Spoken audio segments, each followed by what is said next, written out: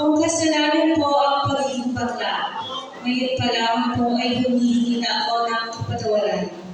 Ngunit kung kasiyahan po ang maibibigay namin sa bawat isa sa inyo ngayong gabi, beautiful people of San Pablo City Province of Laguna, wala po bang masigabong palakpakan at hilawan.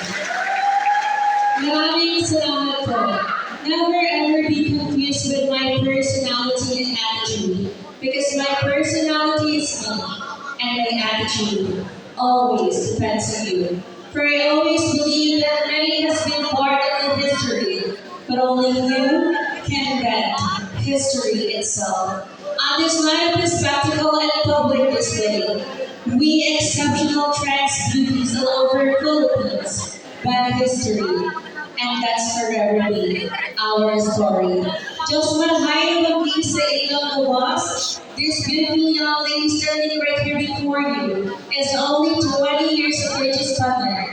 I am not going to mention any of my life successes, because I know that the judges' task is to judge us based on our tonight's performance, never with your background or achievement. I am Samantha Skyfaro, hailing all the way last from Tinlupa City, but tonight, allow me to carry the image of one of the most beautiful face and showbiz industry. Ako po ang babaeng umakit sa mapanilang ng puso ni Ginoong Daniel Padilla, ang pinakabagong ahas sa telebisyon. Walang 11 years, Miss Andrea Brillantes.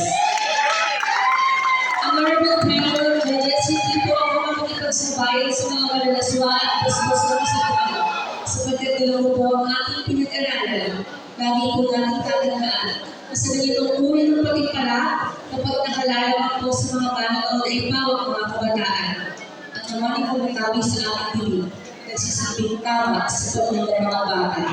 Kung kaya isa na lamang po ang katotohanan, mahirap ang magpakababae kung hindi ka tunay na babae.